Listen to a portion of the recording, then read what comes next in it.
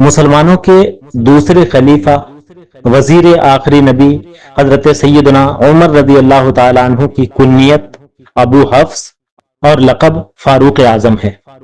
آپ رضی اللہ تعالیٰ عنہ اعلان نبوت کے چھٹے سال 39 مردوں کے بعد ایمان لائے۔ آپ رضی اللہ تعالیٰ عنہ سیدنا صدیق اکبر رضی اللہ تعالیٰ عنہ کے بعد تمام صحابہ سے افضل ہیں۔ آپ رضی اللہ تعالیٰ عنہ کو اللہ کریم نے دیگر کثیر فضائل و کمالات کے ساتھ ساتھ کثیر اولیات سے بھی نوازا ہے۔ امیر المومنین حضرت سیدنا عمر فاروق اعظم رضی اللہ تعالیٰ عنہ کے قبول اسلام سے ان کے وصال تک کئی ایسے کام اور واقعات ہیں جو سب سے پہلے آپ رضی اللہ تعالیٰ عنہ نے کیے یا کروائے یا آپ کے ساتھ پیش آئے۔ ان میں سے چند یہ ہیں، جیسے عظیم صحابی رسول حضرت سیدنا عبداللہ بن عباس رضی اللہ تعالیٰ عنہما کے قول کے مطابق وہ شخص جنہوں نے سب سے پہلے اپنے اسلام کا عام اعلان کیا وہ عمر بن خطاب رضی اللہ تعالیٰ عنہ ہیں۔ اس کے علاوہ فاروق اعظم رضی اللہ تعالیٰ عنہ وہ شخص ہیں جنہوں نے نبی پاک صلی اللہ تعالیٰ علیہ وآلہ وسلم کے وصال ظاہری کے بعد سب سے پہلے سیدنا ابو بکر صدیق رضی اللہ تعالیٰ عنہ کی بیعت کی۔ فاروق اعظم رضی اللہ تعالیٰ عنہ ہی وہ شخصیت ہیں جنہیں سب سے پہلے امیر المؤمنین کہا گیا۔ فاروق اعظم رضی اللہ تعالیٰ عنہ اسلام میں وہ پہلے امام ہیں جنہوں نے شہادت کا عظیم درجہ پایا۔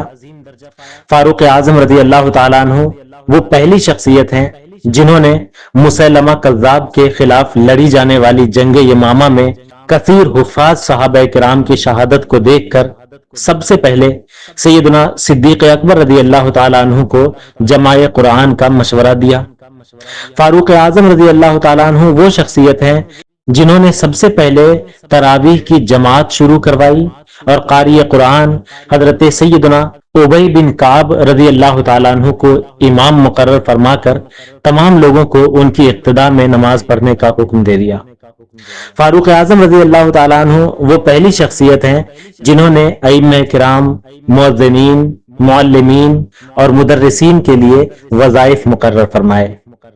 شاہ ولی اللہ دہلوی رحمۃ اللہ تعالیٰ علیہ کے قول کے مطابق فاروق اعظم رضی اللہ تعالیٰ عنہ وہ پہلی شخصیت ہیں جنہوں نے مسجد حرام کو وسیع اور کشادہ کرنے کا اہتمام فرمایا۔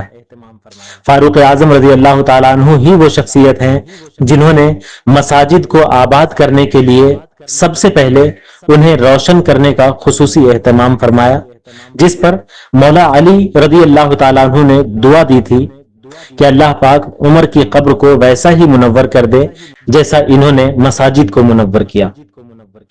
فاروق اعظم رضی اللہ تعالیٰ عنہ ہی وہ پہلی شخصیت ہیں جن کے حکم پر مسجد نبوی کا فرش پکا کیا گیا۔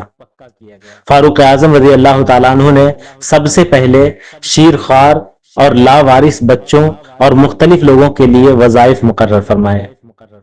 فاروق اعظم رضی اللہ تعالیٰ عنہ نے سب سے پہلے مسافر خانے اور غلے کے گودام بنوائے جن سے مسافروں کی مدد کی جاتی تھی۔ حدیث پاک کے مطابق فاروق اعظم رضی اللہ تعالیٰ عنہ وہ شخصیت ہیں جن کو قیامت کے دن سب سے پہلے نامہ اعمال دائیں ہاتھ میں دیا جائے گا۔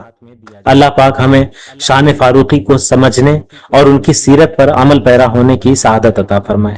اولیات جمع ہے اول کی، اور کسی شخص کی اولیات وہ کام ہوتے ہیں جن کا آغاز اسی سے ہو، لہذا حضرت عمر فاروق اعظم کی بھی بہت ساری اولیات ہیں۔